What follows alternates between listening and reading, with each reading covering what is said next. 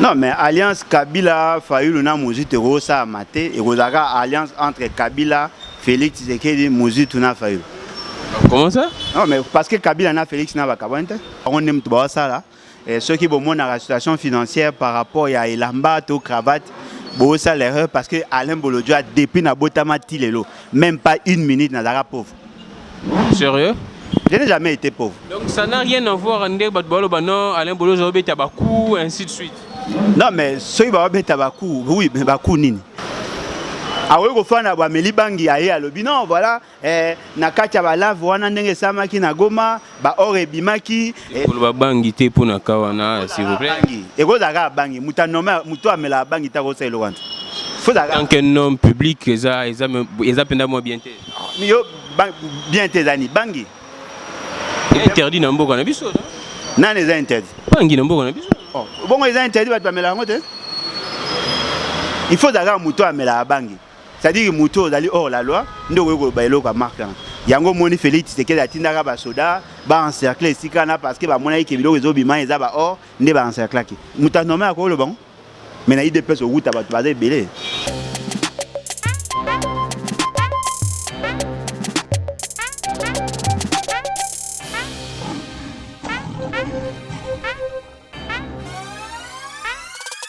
Merci beaucoup Nadodi pour notre image. Merci beaucoup Nabinonio sur Balandia MK Buzz officiel de partout dans le monde. Vous êtes nombreux et la famille Ezako s'accroître de plus en plus. Grammic les grands est toujours là pour vous servir. Nous revenons sur l'actualité avec notre invité très permanent.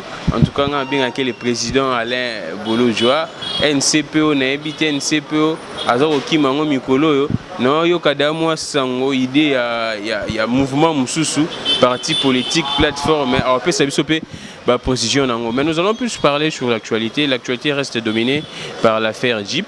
Affaire Jeep 300, 500 et Jeep il y a député selon une certaine opinion ils a don selon l'autre opinion ils a donté ils a après ils se soupé balobi ils a Jeep des fonctions Tokobé tali solo na Alain Bolodjoa. Mais il y a aussi une folle rumeur bien qu'ils a déjà démenti. Adolphe Mouzito a démenti Rango, Batubele va démentir Rango P. Rencontre entre Joseph Kabila, Adolphe Mouzito, na Martin Fayulu. Facilitation et Salamaki selon cette rumeur bien sûr parce que un journaliste n'a coquille jamais coupé ça a information si longtemps on a certifié selon rumeur on a muta facilité qui rencontre wana Adolphe Mouzito Torobé tali solo en actualité politique nous sont déjà et Sengeli Bozwa comme information lobby na conseil des ministres Binotou Bolandaki avant il y a quelques jours passé pêcheur il y a Kinkole balobai qui nomme Konzambo a prometté bango chambre froide jusqu'à présent na ne kogesa mete lobby na conseil des ministres ministre à pêche à lobby qui est en urgence parce que la bango chambre froide donc d'ici quelques jours bango chambre froide Konzambo kaza toujours na est lobby azalaki bongo na Giseni na président rwandais lelo bozalana na Goma kaka pona la coopération ndenge nini babetek lobby babetek sous masolo ya état de siège situation sécuritaire est batala ki pendenge nini état après éruption volcanique ya Niragongo tobeta masolo na nyoso na président Alain Bolodjoa. Alors Alain Bolodjoa mbotena mbotene konangai mbotena balandia en tout cas merci une fois de plus pour l'opportunité. Alain Bolodjoa NCPO tobetango une seconde kaka de NCPO na yoki nazo ka dali solo yeloko mususu eza déjà en gestation. Mais yo juste une seconde on dit que dans le bali. Ah moi dit. Mais yo sur une seconde. Bon en fait le problème est d'aller NCPO ils a qui caucus autocréa qui justement pour nous permettre de communiquer et de nous identifier. Sikoto lingasko to ça au parti politique les BAT. Tout le bas déjà tout avancé les BAT qui veut dire levons-nous et bâtissons. Bon, tu as anarchiste était hein?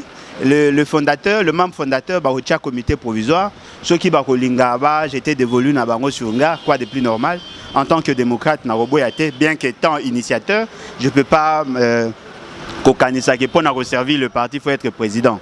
Rosa secrétaire général Moleki président na gaz. Etienne Tshisekedi était porte-parole, Makoma président du parti par rapport à ancrage à ça qui bien que ça qui immoral de ce côté-là. Le NCPO comme ça regroupement politique. Ce qui ont créé Maramba parti et Sili, NCPO to changer en dénomination. On va juste Kolongola au Wanato Tchango C, nouvelle classe politique du Congo, et puis maloko la regroupement politique où les battes aux anakat. Alors, Alain Bolo-Joa, merci beaucoup. Ma question, moi, vite fait au long. Les gens pensent que Alain Bolo-Joa, Mikolo, moi, situation financière et comme moi, comme on a makasi. Les gens, bazo, qui est plus loin, non, Alain Bolo-Joa apparemment a comme touché ma peau de vin. Bon, situation financière et que makasi, oui, ils ont raison sur ce point-là. Sérieux? Situation financière que makasi, ils ont mata par rapport à Liboso, parce qu'au départ, je me battais seul. Maintenant, là, il y a des contributions. Et puis, au-delà de ça, ils ont un bateau, charge de marque. Je crois que bateau, landanga, baebi, baron nem tout ça là. Ceux qui ont la situation financière par rapport à Elamba, au cravate, bon, ça l'erreur parce que Alain Bolo-Joa, depuis na botama tilelo, même pas une minute, n'a pauvre. Sérieux? Je n'ai jamais été pauvre. Donc ça n'a rien à voir avec Alain Bolo-Joa, Tabakou, ainsi de suite. Non, mais ceux qui ont Tabakou, oui, mais Bakou nini. Parce que les locaux, ils ont livré, moi, combat nanga, ils ont visé bon. Mais quand on fait un beau état, les moutavines, on a tindu le chemise, on a tindu le sapato, on a bouillé, on a pris un sapato. Merci beaucoup Alain Bolo-Joa. Alain Bolo-Joa, l'actualité a dominé jusqu'à présent. Najib, selon audio, bien que le service de communication en audio moko trafiqué, et suite selon une certaine opinion, tout le bon, ils ont donné à mon konzamoka. Banoussou a monique ils ont donné, ils ont prêt. Missoussou ba plus loin, ils ont Najib de fonction.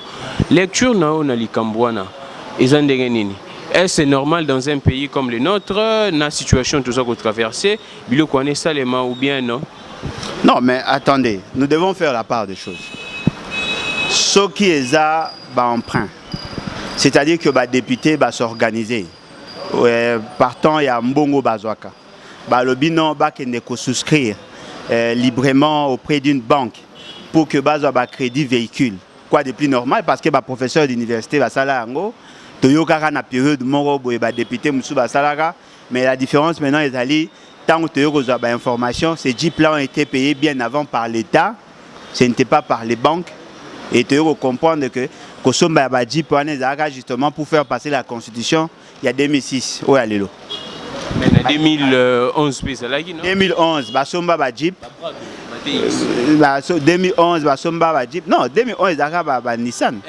2006, non, 2006, il y a X-Trail. Prado donné à la Sénat. 2011, il y a Nissan, Nissan Patrol. Tout ça, ils ont dit que la fin, tant que la situation à trésorerie, il y a corruption. La différence, c'est que la personne qui engage l'institution, jusqu'à preuve du contraire, c'est son président. Ce qui est président à lobby, il a dit dans Félix Sekedi. Il y a la bateau assez bas le bapouane. Il y a un montage audio. Ah bon? L'authenticité, il y a audio, il y a un prouvé. Non, mais attendez, l'authenticité à audio, ça par rapport, il y a support, il y a Liboso, ou par rapport, il y a voix. L'authenticité, c'est-à-dire, on a trafiqué quoi? La voix? Moutazu a imité voix. Ça peut se faire. Oui. Non, mais attendez, Moutango a imité voix. Bango va démontrer que ça faux. Non, ils doivent arrêter ça. Au moins, tellement que l'immoralité est commis qu'au battre le plein, tout va commis qu'au profiter dans leur naïveté, il y a Kolinga qui s'habille que tout est faux. Si tout est faux, ce qui veut dire que cette réunion-là n'a pas eu lieu. Alors, Tokendalo na démarche na bango. Il y a 3 personnes qui ont donné 3 versions. Tokwa nanani. O a lobby qui est allé Jeep et service. O kuna lobby est allé souscription volontaire auprès des banques. Au kuna lobby est allé dans M. Félix Sekedi. Ngana Memasko élément où ils ont corroboré avec ce que M. Mbosso Alobaki. Je prends Daniel Saf. Alobaki que M. Félix Sekedi a prometté banine Jeep. Tant que m'a ambassé $7 000, il y a bino tozu m'a ambassé $7 000 biso ba prometté so ba Jeep. Il est pas quoi ça qui? Ce qui est allé souscription. Quel est le nom de la banque? Comment ont-ils procédé pour avoir l'appel d'offres? Comment ont-ils fait pour n'accousoir Nyosoana? Il faut d'abord me poser des questions. Ce qu'ils allaient emprunter, ils allaient dotation par rapport à service Nabango. Ça a été repris dans quel budget? comment l'État procède pour na ça kosomba ba jeep pour na batunaï. N'est-ce pas que d'abord pour dégager besoin et après vous allez appel d'offres et après mutuana va souscrire na simandé bo PC ba mituka. Est-ce qu'il y a un document officiel où ils ont attesté que l'État avait prévu d'acheter des jeeps pour ces gens? Et comment l'État, tout en sachant que la situation de l'Ango a recobimisa le lombongo pas somber à battre ba jeep. Ce gars capable de somber à battre ba jeep, a capable de foutre à enseignant. Aza capable de repayer sa dotation en armée pour qu'il va sa question d'insécurité. Bon, on a patrouille ça à Kinshasa, non? Bon, la police n'a pas de véhicule. Les policiers vont ça patrouille dans Makolo. Ce qui veut dire que l'État a l'argent, il y a ressommé la agent au Bayaka pendant pour 5 ans, a sommé la jeep en mi-mandat. Mais les niveaux se diffèrent, Alain Bolojwa.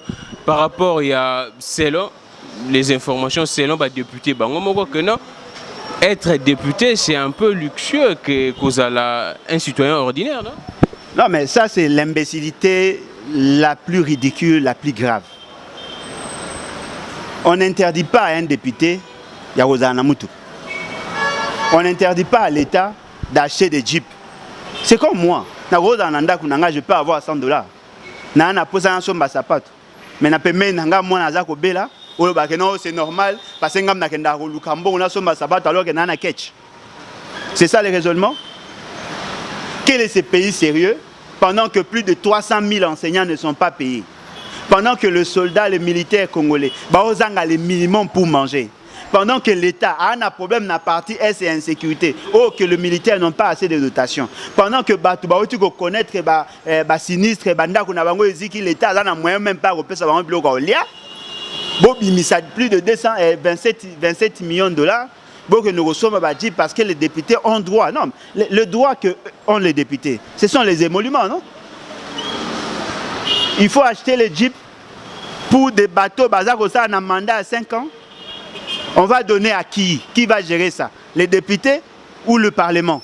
Parce que ce qui est à niveau du président de la République, il y a une dotation à véhicule. Les véhicules, on ne donne pas aux conseillers. Ils allaient donner un service avec la plaque qui a la présidence. Alors, une autre paire de manches, Alain Bolojwa. Il y a des députés FCC, Baboyo Zwango, des députés, il y a SID, Baboyo Zwango. Maintenant, Jeep Wana, ils ont déjà commandé. La suite, ça sera quoi? Il faut battre Kango ou bien il faut que on affirme? Ça va se passer comment la suite? Non, mais voilà pourquoi j'ai dit, ces ridicules-là qui ont défendu la thèse. Il y a crédit, il y a dotation. C'est ridicule parce que dans la assemblée, cette question-là ne peut être débattue qu'en plénière. Ce qui est l'option, ils ont mis en plénière. Pourquoi les autres alors se désengagent? Mais parfois c'est du populisme. Le populisme, mais la question là, il y a débat. Non, mais vous pouvez casser. Non, ils ont débattu dans la plénière. Mais c'est que je suis hier, quand j'étais à la conférence de presse, il y a des députés, il y a SID. Bangomo va reconnaître que non, avant, je pense par l'année passée, il y avait des fiches de souscription. Non, mais attendez. La fiche de souscription au bango, bango. C'est-à-dire que ne peut avoir droit à Jeep kaka muto à souscrire qui. Tant que va souscrire qui. Mais attendez, dans la souscription, on prend la valeur. Il y a Jeep, divisé par nombre de mois. Pour na kolinga, amortir le coût de l'acquisition à Mutuka. Il faut que chaque mois, défalque quelque chose n'a revenu. Muto a yebi qui kataye déjà mbongo. Alors boya aux Jeep. Donc mbongo ne ke pamba. Parce que dans le cas de la souscription, le cas bakata mbongo, so ko boya ko Mutuka yondo perdre. Au moins, il va formater quelque chose, mais il va arriver. Et là, est vrai. Au moment où nous parlons, nous avons un sérieux problème. Un problème d'immoralité. C'est de la corruption, c'est de la pourriture. C'est de la corruption. Vous savez, Bokata Bango na rubrique nini. Parce que Bakata Kambongo ya marque soit na prime, soit na émolument. Bakata Bango na nini. C'est ridicule. Merci beaucoup Alain Bolojwa. Alors, quand vous parlez déjà, d'ailleurs, il y a Makamba corruption, je vois directement, ainsi de suite, immoralité, Naïbi Kolobango Mingi. Nous allons parler de cette folle rumeur où ils ont circulé, dans le bon rumeur, parce que, étant qu'un journaliste, je ne peux pas parler d'une information. Prétendue rencontre entre Adolphe Muzito, Martin Fayoulou, et Joseph Kabila. On est en politique, toutes les alliances, ils en ont permises, c'est possible en tout cas. Tant que Lisolo, bien que Toloba, toqué na hypothèse que c'est une rumeur. Comment est-ce que tu peux imaginer en 2023 alliance entre Kabila, Fayoulou, na Muzito? Non, mais alliance Kabila, Fayoulou, na Muzito, ça a maté. Et vous avez alliance entre Kabila, Félix Tshisekedi, Muzito, na Fayoulou. Comment ça? Non, mais parce que Kabila na Félix na Bakabante. Au moins, il y a le que le fait seulement que des gens qui ont été mal éduqués, politiquement donc, bah même politique il y a mensonge. Awe ko fana ba melibangi aye alobi non voilà na kati ba la wana ndenge samaki na Goma ba orebimaki pour ba bangi te pour na kawana s'il vous plaît. Et ko zaga bangi mutanoma muto amela bangi ta ko selo wanta. Faut zaga tant qu'un homme public eza penda mo bien te. Yo bien te zani bangi. Interdit na mboka na biso. Non les interdit. Bangi na mboka na biso. Bon, ils ont interdit de mettre la il faut d'ailleurs muto amela bangi. C'est-à-dire que muto dali hors la loi, ndo ko bailo ka marque. Yango moni Félix Tshisekedi atindaka ba soda, ba encercler ici kana parce que ba mona ki biloko ezobima eza ba or, nde ba encercler ki. Muta nomé akolo le bon. Mais na IDPS au route ba bazé belé. Mais ma eninga na rapamba te Alain Bolojwa. Mais qui vous dit que ma eninga? Donc balobi ke ba moni bango. Est-ce que zamba la liboso? Baloba na bino ke nani Fayoulou Muzito basola na Félix na Kabila ba pesa bango 4 millions ba pesa bango 7 millions et un soi-disant politicien musu to aleka na ba émission awa tozaka na bango na ba émission na ba chaîne musu ya Kinshasa aloba ke non ba pesa ka Fayoulou 5 milliards de dollars et l'ongwe 5 milliards et commis 5 millions et l'ongwe 5 millions et commis 3 millions mais les sous ezap. Non, mais ça, c'est de la corruption, non? Non, mais il y a un zolo banayo. Le problème est la question à l'issou mouté. Ce n'est pas parce que les l'issou mouté que to gobé ba fausseté. Vérité est que Kouloutou Martin Fayoulou n'est pas un homme fugé. Azali dynamique na combat naé. Il n'est pas trop radical. Il est capable de rencontrer tout le monde. Mais l'autre est vrai, il n'a pas rencontré Kabila. Ça, c'est un fait. Voilà, certifié, on peut une information que c'est vrai. Okay. Martin Fayoulou n'a pas rencontré Kabila. Parce que l'autre est vrai. Si Kabila veut voir Martin Fayoulou, c'est facile. Il est partout, partout, même en face à M. Félix Tshisekedi. Parce que Kabila, c'est lui le faiseur, il y a M. Félix Tshisekedi. Selon vous? Mais l'autre est vrai. Martin Fayoulou aujourd'hui n'a rien à gagner en approchant Kabila parce que ça serait sa mort politique. Alors, quand on a Kabila pour gagner quoi? Parce que Kabila, ceux qui va avoir insistance dans Kabila, parce que que Kabila comme il sera président, le coup la Kouloutou Martin Fayoulou a ça comme président. Oui, Kamere. Non mais na Kabila, na Kamere, na Félix, c'est que bango tout va produire à Moutoumoro. Ezaka tolobani, ezaka le coup à Kokana Fanta. Ils ont produit à Bralima. Alors, la coalition. C'est Kabila qui est le géniteur, qui est le. La coalition, avant Makambo, Ezaïli Bosso, Moïse Katumbi na Kabila.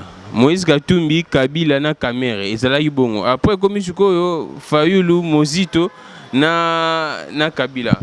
En tout cas, c'est une rumeur et c'est Alain Bolojwa lobi que non, eza faux. Alors, Alain Bolojwa, Tokende, selon certaines informations également, ce qui s'est dit dans l'officine politique, à l'allure où vont les choses, on ne peut pas en tout cas négliger l'aspect à dialogue. Et tout le monde a été dernièrement, récemment, dans les jours passés, Fayoulou a dit clairement, Kokou a na table les amabete, alobaki yango caméra est passée, ngaki yango ainsi de suite. Dialogue, est-ce que ndenge makambozo kende, dialogue va résoudre quoi? Si ce n'est pas le partage du pouvoir. Bon, en fait, le problème est que aujourd'hui là, nous avons 4 degrés à problème. problème à Makassi, où ils ont freiné les pays depuis 1960 jusqu'à ce jour. Il y a eu la crise entre le peuple qui est reconnu comme souverain n'a pas d'institution. Il a créé une institution pour servir le peuple. Aujourd'hui, les institutions sont au service des individus. Automatiquement, le peuple qui est détenteur et a pouvoir réel dans l'État se sent frustré. Parce que rien n'est fait pour l'intérêt du peuple. Cette crise-là ne peut être résolue que par la révolution.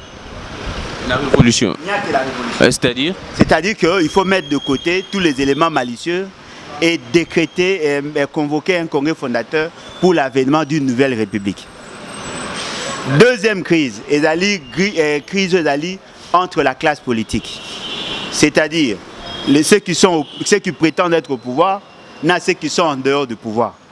Wana est dû par le fait que bateau ba na pouvoir ba boy kozwa ba référentiel de gouvernance constitutionnelle. Ba comment na bokondi en violation à volonté à peuple et là ko sala ke ba frustration ezali. Troisième degré à crise, crise électorale où ils ont posé problème dans le niveau de fonctionnement, c'est-à-dire la crise fonctionnelle de l'État.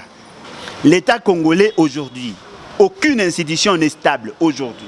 Et pourtant, pour que l'État... Ni le président de la République. Aucune institution, même la présidence, que le fonctionnement de l'institution, ils ont posé problème. Aucune institution aujourd'hui ne fonctionne normalement.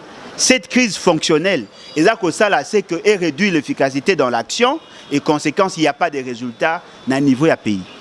La quatrième crise est la crise au sein, il y a l'Union dite sacrée, qui est en réalité le FCC cash rénové. Là aussi, il y a un problème. Les ambitions sont mal gérées. Conséquence, il y a créé conflit. D'abord d'intérêt, Nakati Nabango, et ça a une incidence sur la gouvernance de la République. Ces quatre crises-là, chaque crise a ses solutions. La crise entre le politique, et qu'on a résolu par le dialogue et par la justice. La crise fonctionnelle, et qu'on a résolu d'abord par le départ, parce qu'ils ne répondent pas aux critères. Et la crise, il y a IDPS, les consorts, qu'on résout dans leur dialogue, ça ce n'est pas le problème. Mais nous parlons de la première crise. Laquelle, pour que toutes ces crises-là, où il faut imposer un nouvel ordre politique. Un nouvel ordre politique, c'est-à-dire quoi? Non, mais c'est-à-dire, maintenant, ça comptait à zéro. L'élection ainsi qu'anticipée. La révolution, la convocation à un congrès fondateur, la proposition à un nouveau pacte social avec la constitution de la 4e République à la clé, et puis par la suite, convoquer des élections avec des gens suffisamment crédibles. M. Félix, c'est que M. Kabila doivent être mis de côté parce que Bangonde Bazali à la base, il y a amplification, il y a crise de tout ça. Voilà. Alors, Alain Bolodjo, quand vous parlez de la révolution, dans le local, les insubordination, un peu aux obéis à la population, dans mon boulot. Dans lobby révolution. Ceux qui révolution, c'est ça, dans mon boulot. Ceux qui ont ça, ils ont problème dans la constitution. L'article 64 lobby, ceux qui battent bazou beaucoup, ils ont n'engagé à mabé, bazar ça il a en violation à l'intérêt à peuple. Le peuple fait quoi? C'est ça. On a rappelé nos dispositions constitutionnelles. Combien de peuple a mon boulot l'accine? Pas tout moquer la institution. Non, mais est-ce que la population a dans la institution? Dans le peuple, il faut poser l'acte qu'il faut pour se conformer à l'article 64. On a inventé l'autre. Alors, Alain Bolodjo, on parle, naïbi aux économistes, mais nalingi au répondre batou. Les gens voient que selon le gouvernement, tout le monde au Conseil des ministres, on nous informe que nos recettes et mati, réserve de change, zongi et mati, mais qu'est-ce qui fait en sorte que l'impact dans le marché, biloko la population doit sentir en côté, biloko ezaka kayako mata et dernièrement j'ai parlé avec des chauffeurs, bah, ils clairement que le carburant est mati. Alors, qu'est-ce qui se passe entre, si je pourrais même dire, incompatibilité, dans le annoncé, sur les terrains? Bon, en fait, le problème est que la charpente institutionnelle, les lots, il faut connaître les dysfonctionnements. Là, tout, au Bango Bazana, c'est-à-dire, M. Félix, c'est qu'ils s'accordent. Ils ont la capacité de mentir et de faire consommer leurs mensonges. Donc c'est faux. Oh, tout bazolo ba. Attendez. Si il y a embelli dans le niveau économie et qu'on a dû soit dans l'accroissement de la production ou soit dans la hausse de prix sur le marché. Et là, qu'on les a livrés aujourd'hui dans le niveau international. le cours il y a matière précieuse nabiso et mati. Ce qui veut dire que l'État a la possibilité de recoudre Sambong et Belé. Ce qui n'a qu'à là, de connaître qui va difficulté et que le lot hausse de prix d'aller sur le marché parce qu'il n'y a que deux variables explicatives dans l'accroissement à richesse. Nous avons la quantité et nous avons le prix sur le marché. Ce qui quantité à production est mati. Prix est mata. Tout est mata. Il y a possibilité à reconnaître en Béli. Ou sinon, quantité est mata. Et matité, mais prix est mati, on peut connaître en Béli. Mais lorsqu'on a ça l'effort, il y a encore ça biso. Oh, ils ont ça va ridicule. Et là, d'abord, l'origine, il y a un bon on a biso lelo. Quelles sont les structures au Baroko Tsambong et Belé? Au Komona d'après Bango.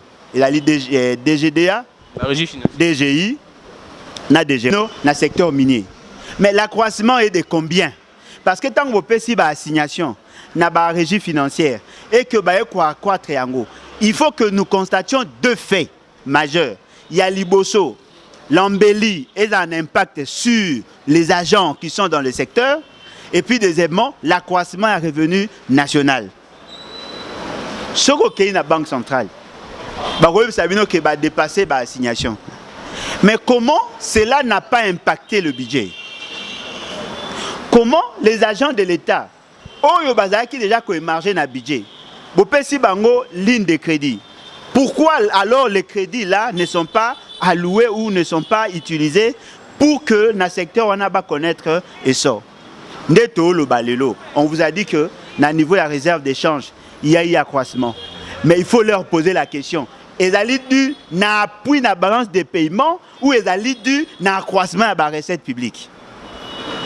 Ils doivent vous le dire. Parce que ce qu'ils ont dit, appui la balance des paiements, ce qui veut dire que ça vient de l'extérieur. Et quand vous avez peut-être un emprunt, vous recourir à DTS, c'est-à-dire droit de tirage spéciaux, à niveau il y a Fonds monétaire international, on vous vient en appui. Ça, ce n'est pas un embelli. Ça, ce n'est pas le fruit. Quel est le secteur aujourd'hui porteur et à croissance où il a justifié? Et puis si c'est comme ça, avec la pression fiscale, pourquoi l'État n'arrive-t-il pas à payer les agents s'il y a l'argent? Pourquoi l'État n'engage pas le projet? Parce que nous avons un budget de 6 milliards 800 millions. Si vous avez une assignation dans la région, vous va mobiliser autant. C'est-à-dire que le budget, en principe, devait quitter de 6 milliards 800 millions à au-delà. Mais pourquoi les dépenses liées à budget, il y a 2021, le lot n'a pas été? Alain Boulou, je n'en peux pas élément. Selon Bango Balobi, le coulage des recettes est diminué. Mwandambu, patrouille financière lancée par IGF, Ndezo Salamoussala, Nyoso, Ozundi Makakate. Non, mais est-ce que Bango Baondi? Moi, je vous dis clairement, Papa Oyo, Bande Koyi Bayembo Nandako, Baoyi Bayesumbo Nandako. Alors, que Bana Bao Tondate parce que Bayi Bambo Nandako. Si comme Bongo Baoyi Batembongo et Zaponi Bana Baoli Anza. Ce qui est expliqué de manière simple.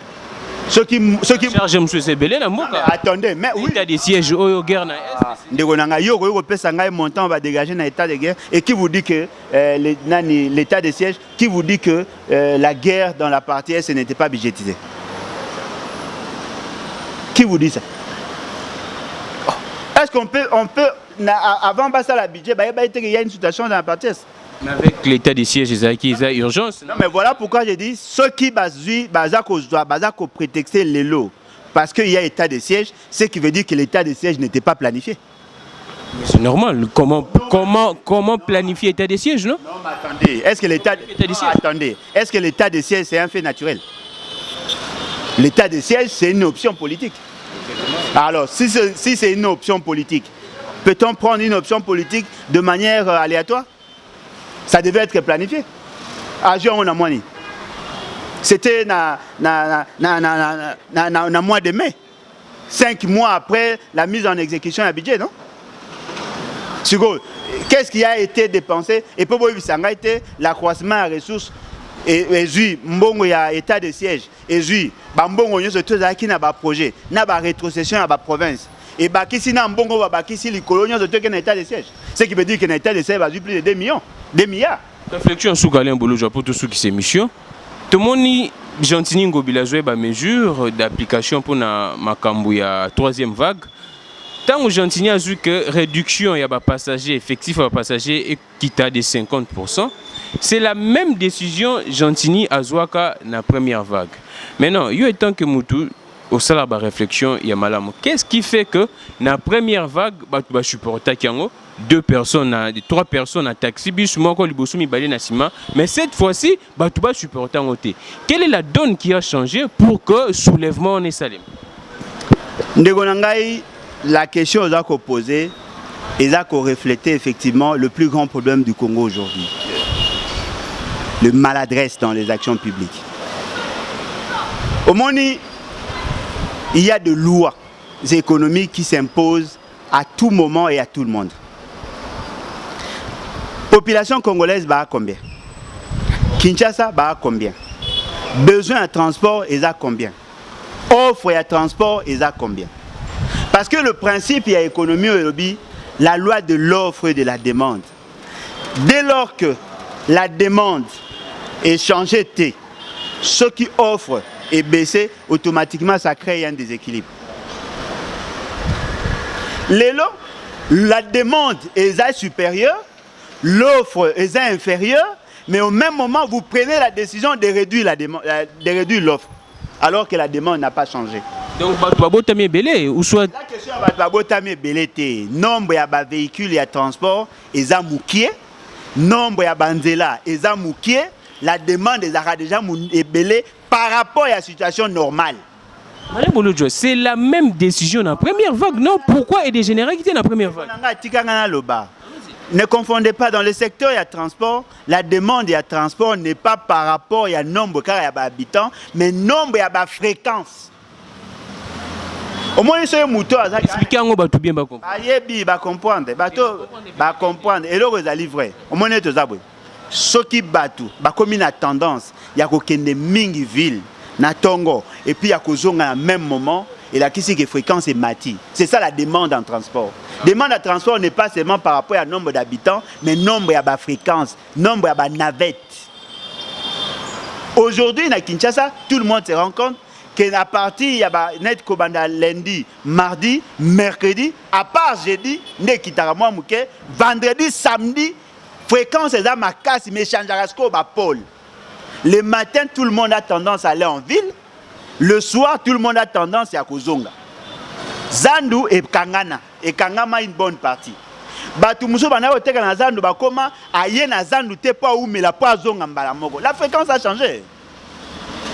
C'est ça l'importance de l'économie. C'est-à-dire que lorsqu'on a la capacité, il y a qu'à modéliser l'analyse par rapport à transport, on ne pouvait pas prendre ces décisions. Qu'est-ce qui s'est fait?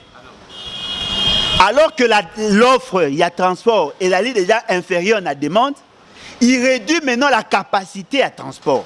C'est-à-dire que le bateau va être 100, Bobi va être 50. Automatiquement, est multiplié par 2 la demande à transport.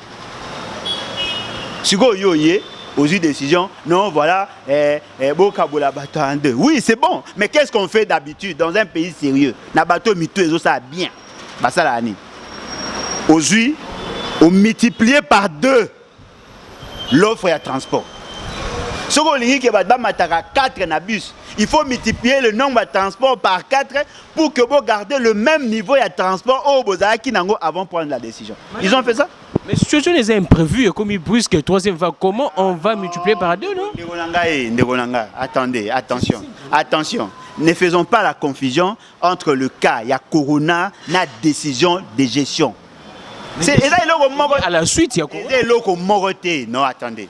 Est-ce que la vie, la décision, il y a état de siège, il y a lié à mon transport. Décision, il y a Corona, il y a lié directement à transport.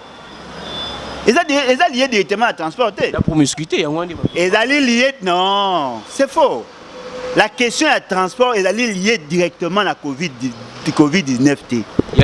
La question de transport est sous-jacente à la question de la santé publique. Pourquoi?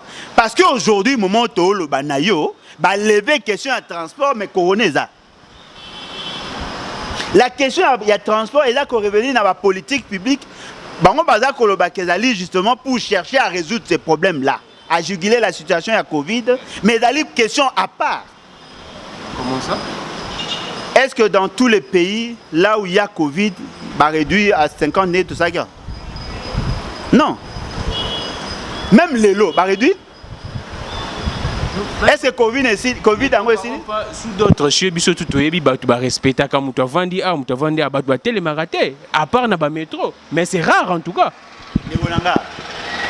Bosala effort, botika ko épargner bateau au na ba incurie na ba. Nous sommes en train de réfléchir. Non, attendez Ndebolanga. Les gars, ça m'a bêté. Attendez. Yebisanga, les liens de causalité entre le transport et la situation, il y a Covid. Vous pouvez remarquer que le domaine du transport est là parallèlement à la question à Covid. Bangonde Bakanisi, que pour juguler la question à Covid, et bonga qui base la décision wana. C'est-à-dire que cette décision, ils ont mis les lots, et là par rapport à Covid T. Et là par rapport à la mesure par rapport à la mesure na bangonde ba kanisa, mais là par rapport à insuffisance, il y a moyen de transport. Merci beaucoup Alain Bolo Jotokou, mais parce que l'émission c'est le temps, mais en tout cas c'est une très bonne discussion, un très bon débat. Moi je me dis que non mais tout na question na bien que Batbaolo Baké la première vague c'était parce que Bakanga qui ville Mobimba, Gombe Mobimba, les gens basaient au Kende na ville, mais je me dis Zandope Bakangiango, Izakara Yokangma. Qu'est-ce qui a fait en sorte que Batba supporter la première vague, la troisième vague Batba supporter Ndengen Bapexi Batou, Bazale Belé en transport. Même dans le résolument, Zando Bakangi Zando, Bakangi centre à Zando. Liboso Bakanga Gombe. Liboso Bakanga Gombe. C'est-à-dire que Moutounioso. Mais bien sûr, c'est ça le raisonnement. C'est-à-dire que le problème de Bisso, il y a le problème de Covid. Le problème de Bisso, il y a le problème, il y a déficit, il y a moyen, il y a transport. Il faut pas faire la part des choses. Si on avait beaucoup de bus, on avait beaucoup de moyens de transport, à ceux qui vont avoir la décision à Bango, ça n'allait pas impacter. Il y a un problème d'insuffisance. Moi, il y a une étude de transport en 2006. Kinshasa Yemoko avait besoin, il y avait bus, il y a 76 places, 1250 bus, il y a 76 places, 15 trains, fréquence, il y a train à Tchangou, 15. Bon, on a combien? 2006, il y avait la population, ils avaient estimé à combien? À 8 millions, non? Le bon à combien? Presque 15 millions. Ce qui veut dire que la demande est commise supérieure, l'offre est à moukier. Ce qu'on peut ici, bah, 4 na taxi, et là, c'est qu'on multiplie la demande par 2. Le problème, en économétrie, nous avons la possibilité de calculer, dégager la demande. Est-ce qu'aujourd'hui, dans cette gouvernance polluée, il y a un compte avec l'exigence de la science? Merci beaucoup Alain Bolo. Je pense que les économistes sont réfléchir au tout en a payé ils ont moins propreté. Alors les économistes va réfléchir à l'intellectuel. Mais Alain Bolo je te souhaite que c'est bien la question où balobi qui ba mort baleki belé na présidence na entourage à Mokonzamboka. Bisomuto moni maître Tete Kaba Utsko Kufa tante pe à Mokonzamboka. Les gens se posent la question tout autour ya ba mort wana. Tu sais bien que la mort c'est naturel mais apparemment c'est de trop. Non, mais des trop néni. Ils ont rapport à Baïbani. Ils ont rapport à Baïbani. Nous avons eu un période où on a mort au Kouti, nombre à Batouya, Rukufa et Kiti. Ils ont la cas belé. Au moins, ils battent parce qu'ils ont le même environnement en fait. Ils ont le même rayon. Mais ce qu'on a dans Mboka, même matin à Kinshasa, matin chaque jour. Et là, on a monnaie. Et ça va pas ces années. Bon, on a des accoutundés, on a vu les caniciens de comment ça qui est émission, on a les réseaux sociaux. En tout cas, félicitations sur ce point-là pour une partie. Félicitations sur ce point-là. Il a relevé beaucoup de points que je considère que est nécessaire à ça. Dans un exemple à Jacques Ilunga. C'est quelqu'un que je n'ai pas connu. Mais Azali Moko ya Bahami Yandekonanga Moko. C'est monsieur Akoufa. Les gens ont cherché à comprendre comment Akoufa qui il a pu Covid, non, on dit c'est. Non, mais Bamsou a dit Covid, Bamsou a dit poison, on n'arrive pas à comprendre. Et puis, tant dans l'évolution, on nous dit que non, Batumsou va le non, Batumsou va Kotaka, va Simbara, Biloka, Mabé. C'est ce point-là, on a côté. Mais l'autre est vrai. Ils doivent se questionner à 2 fois. Comment la mort et la colana dans le même milieu? Parce que ce sont là les réalités. ndekona ko talobini abi ke na boko ko na biso so ba ko famingi ba luka ba ye ba information. Ce sont des questions où il faut bango ba se poser parce que le mot est vrai. Moi je considère M. Félix Tshisekedi comme un adversaire politique. Na olinga pete ba kufa lokwa ba mbinzo hein. Ça ce n'est pas mon souhait. Ba okufa trop c'est pas normal.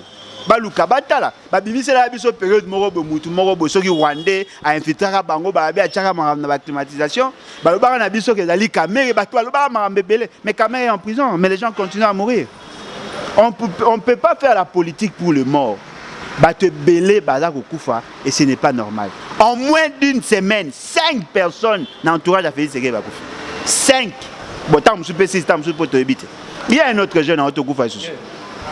Aujourd'hui, ce papa Timo Momoukoun, à Autogou Faïsous. 5 personnes dans l'espace à Mouké. C'est pas bon. Eh bah Luka Batala parce que nous sommes en posa, bazarana bomoy. Le jour où baro kanga bateau, baro gérer mboka mabe, ba faire c'est que les consorts, bango ba mona randere mboka bonga. Voilà, on n'a pas besoin de dénombrer le mort. Merci beaucoup Alain Bolo. Je comme bien dans Souka Lisolo il y a Équateur en Déno qui est des sous de. Tête au Bunato qui est des membres, il y a Congo central. Tout ça s'organiser, tout le Congo central. On a un petit problème, il y a budget, mais je crois d'ici là, il faut Fungama, parce que déjà, Baromi Kosomba livre, et ça peut déjà nous permettre de Kende. Le quoi, ils ont tombé dans le jour à la semaine parce que vendredi, samedi, dans la classe, dans la cour. Donc c'est un peu difficile à voyager. Des fois, si on a voyagé, il faut voyager dimanche, nous plus tard vendredi. Vous avez une classe? Vous avez une classe?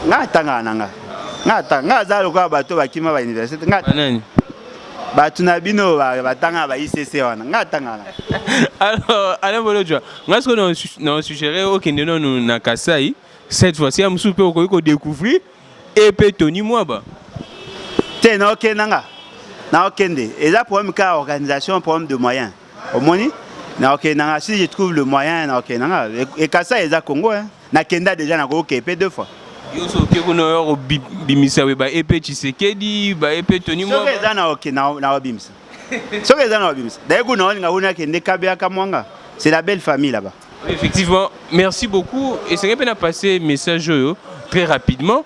Biso tout le monde est caucus, si je pourrais parler comme ça. Moi, Bandona Biso, il y a Kassa et Belé, et il y a Grand Kassa et Basali, moi, caucus na bango, parce que bango va reconnaître que la situation est catastrophique, est tellement très catastrophique. Na Kassa et Grand Kassa en général, Basala moi, Bagès, na moni bazo sangsa moi bambongo. Oui, c'est bien bon de faire ça, mais c'est une autorité Basala ndé moussa na bango. Comment expliquer que bien que Bazaba natif, en tout cas, ils ont interdité, mais c'est mieux que bango pe bazan na pouvoir ba interpeller ba conduire pour que ba bongisa Kassa. Ce qui se passe là-bas c'est na éviter. Mais je vais finir na lancer un message moko il y a un communicateur de l'UDPS au hasard aux arrêts ba kangi c'est pas Vidi et Chimanga diffamation ainsi de suite. Je me pose la question Vidi et Chimanga ba baby na makambo wana te ba to wana nde bo benga ki base pour besoin na pouvoir.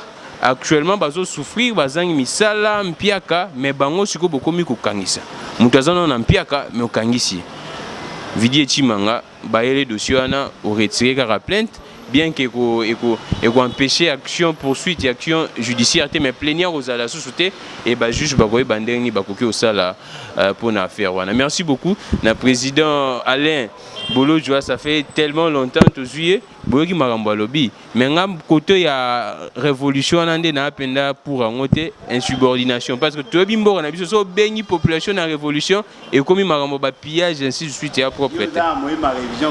Il y a propriété. Alors ça n'est fini pour aujourd'hui. Merci beaucoup à Dodi, merci beaucoup à tout le monde. Dodi, Zo président, Zo président, Betty bien, Betty Mobimba. Ouais, musique. Ozana molimo ya ko réviser constitution. Yo ngolo ba ke bino boleki bato basa constitution ba comment article 64 na mael. Ezanga na comment on était article 64. Merci beaucoup Alain Bolodjoa. Que le Dieu de toutes les inspirations continue de nous inspirer et de vous inspirer. Merci beaucoup à Dodi, merci beaucoup na président Médéa Kankolongo. Ero déjà commis déjà na Kassa yekuna. Te pesi bambo te bon séjour to kuta na prochainement. Au revoir.